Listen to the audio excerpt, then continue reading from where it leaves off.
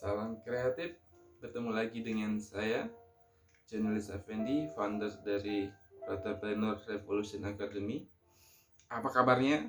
Semoga selalu semangat, selalu terinspirasi untuk menulis ya. Ada ide-ide besar yang ingin ditulis sehingga teman-teman jadi penulis yang produktif. Oke. Idealnya seperti itu. Nah, teman-teman yang masih pemula saat ini, masih diambang keraguan apakah ingin lanjut jadi seorang penulis atau tidak. Nah, ini sebuah keputusan besar. Tentu saja menjadi seorang penulis bukan hal yang seindah dibayangkan. Seakan-akan ketika saya jadi seorang penulis, saya seperti penulis idola saya, fansnya banyak, penggemarnya banyak, datang ke kota A, ke kota ini selalu ramai acaranya, baik itu temu penulis, bedah bukunya, atau signaturenya, penandatanganan buku, keliling sana keliling sini, selalu disambut antusias pembaca-pembacanya. It's beautiful, itu indah, dibayangkan pun indah, membayangkannya pun terasa indah. Tapi apakah seperti itu realita? Tidak juga ya. Ada fase, ada proses yang harus teman-teman lalui, dan itu tidak perkara yang mengenakan.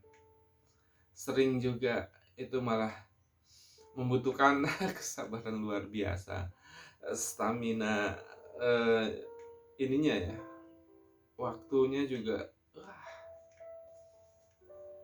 butuh waktu untuk mencapai ke level itu. Nah, bagaimana untuk sampai ke fase itu? Saya juga mengharapkan teman-teman yang ingin terjun sebagai seorang penulis, tentunya ini adalah sebuah keputusan besar banget. Saya sedikit akan membagi tips supaya teman-teman tuh makin mantap ya menjadi seorang penulis. Apa itu? Keputusan menjadi seorang penulis. What is? Apa itu? Itu adalah sebuah keputusan. Okay, is right. Terus apa yang melatar belakangi keputusan ini? Oke, selama ini teman-teman suka menulis, ada semacam ketidakpuasan. Saya kalau menulis hanya untuk diri saya sendiri atau untuk orang-orang yang follower saya, yang membaca sosmed saya, kalau hanya sebatas mereka, rasanya kurang. Terus ada juga merasa ketidaknyamanan, baik itu karena di faktor internal kita ingin mengaktualisasikan, saya punya pemikiran, saya punya ide-ide besar, saya punya hal gagasan-gagasan yang menarik untuk disimak, kita tulis, dan itu cakupan bisa lebih luas ketika kita bukukan, atau kita kirim ke media, dibaca oleh sekian banyak orang, ada semacam kepuasan. Oke, semuanya itu saya ingin berbagi cerita. Saya itu banyak sekali misalkan ide-ide di kepala saya ingin tuangkan menjadi sebuah cerpen kah, jadi novel kah. Saya ingin orang lain banyak membacanya. Dan situ berakar situ. Ditambah impian jadi penulis hebat, penulis beken yang dikenal banyak orang, bukunya laris manis di pasaran, dan mendapatkan pemasukan yang besar dari royalti atau dari honor tulisannya. Oke, itu adalah goal. Bisa juga impian besar, ingin keliling Indonesia, dari acara ini ke acara itu, setiap bulannya diundang kemana-mana, jalan-jalan gratis, pulangnya dapat amplop juga, di mana tempat selalu disambut meriah. Oke, it's dream. Itu impian. Boleh. Ada yang salah. Ingin menginspirasi banyak orang, jutaan orang seluruh Indonesia dari tulisan-tulisannya. Oke. Itu visi. Oke, apakah itu Dilarang tidak, itu bagus. Itu makin menggelorakan semangat kita untuk jadi seorang penulis. Betul ya, betul. Terus teman-teman juga sudah mulai melakukan langkah-langkah untuk mengarah ke sana. Contohnya, mulai berani mempublikasikan tulisan-tulisannya, sudah ada motivasi lebih untuk ikut-ikut lomba menulis apapun diikuti. Terus kirim ke koran, ke media online. Oke, itu betul, langkah betul. Teman-teman sudah juga, bagi yang merasa kurang kemampuan skill menulisnya, sudah belajar juga ikut kelas menulis online. Oke, baca buku trik-trik menulis, tips-tips menulis, lihat video-video tentang menulis yang lain. Oke, itu langkah awal yang benar. Sampai di titik ini apa teman-teman sudah memutuskan jadi penulis? Belum ternyata. Sebagian sudah action, action saja. Mulai saja jadi penulis. Terus apa langkah selanjutnya? Masih ada. Apakah rasa ketidaknyamanan tadi, rasa ketidakpuasan dan dengan kondisi saat ini ditambah dengan visi besarnya, impian besarnya, hal-hal apa yang akan didapatkan, goalsnya ternyata sudah tinggi sekali, banyak sekali, makin memotivasi. Terus sudah juga mulai kirim ke koran, ikut lomba, share di platform menulis. Oke. Membaca buku, mendengarkan video-video tentang penulisan. Oke. Apakah itu sudah mampu mengalahkan resistensi diri kita? Apa itu resistensi? Resistensi itu yang menarik kita, menahan kita. Oh, jangan dulu lah. Oh, jadi penulis itu kayak gini kayak gitu. Masa depan suram nanti jadi penulis. Itu resistensi. Oh, kamu udah nyaman kok profesi sekarang. Gaji kamu sudah besar, penghasilan kamu sudah besar. Ngapa pula menulis, jadi penulis atau itu gak buang waktu saja. Terus belum lagi dari keluarga, apa sih nulis kerjaan sia-sia itu.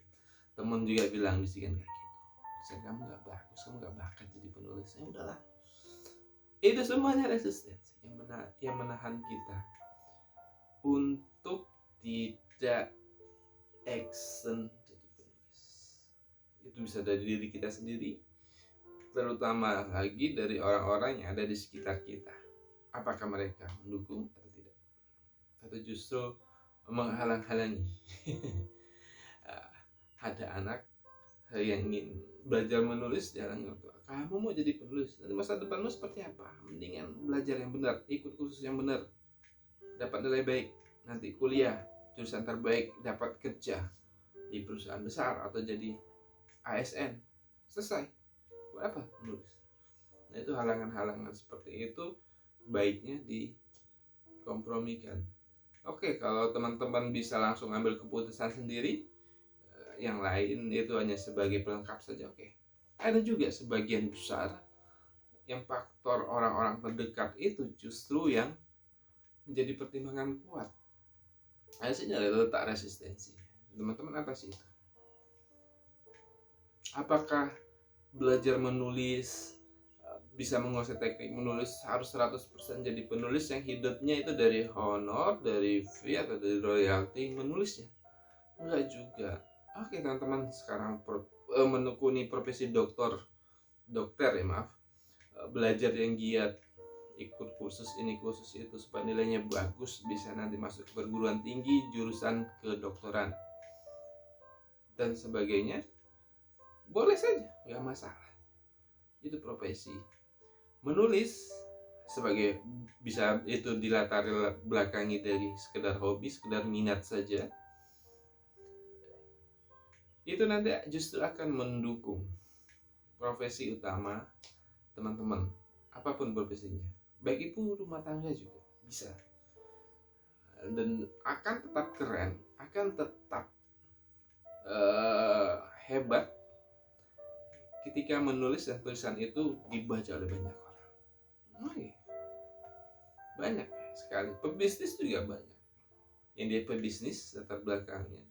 Dia juga menulis buku, bukunya juga laris manis, banyak dibaca orang, dan dia juga mendapat pemasukan dari penjualan bukunya atau dari royalti bukunya. Dan dia juga sebagai pebisnis, dia dapat juga dari bisnisnya. Yang guru juga seperti itu, malah menunjang sekali profesi guru atau akademisi atau peneliti yang ingin kepakaran dia itu terlihat oleh publik, ya menulislah. Dan itu sangat mendukung sekali terhadap profesi kita yang sekarang diambang keraguan.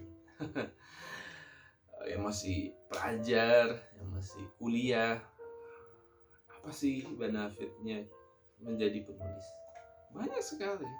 Dan teman bisa mengkoleksi sertifikat lomba, salah satunya tulisan-tulisan yang menang, ya, yang masih mahasiswa untuk mendapatkan beasiswa prestasi, ya diteliti, dilampirkan sertifikat juara lomba itu bisa dapat pengajuan beasiswa prestasi, dapat, biasanya dapat, apalagi level nasional.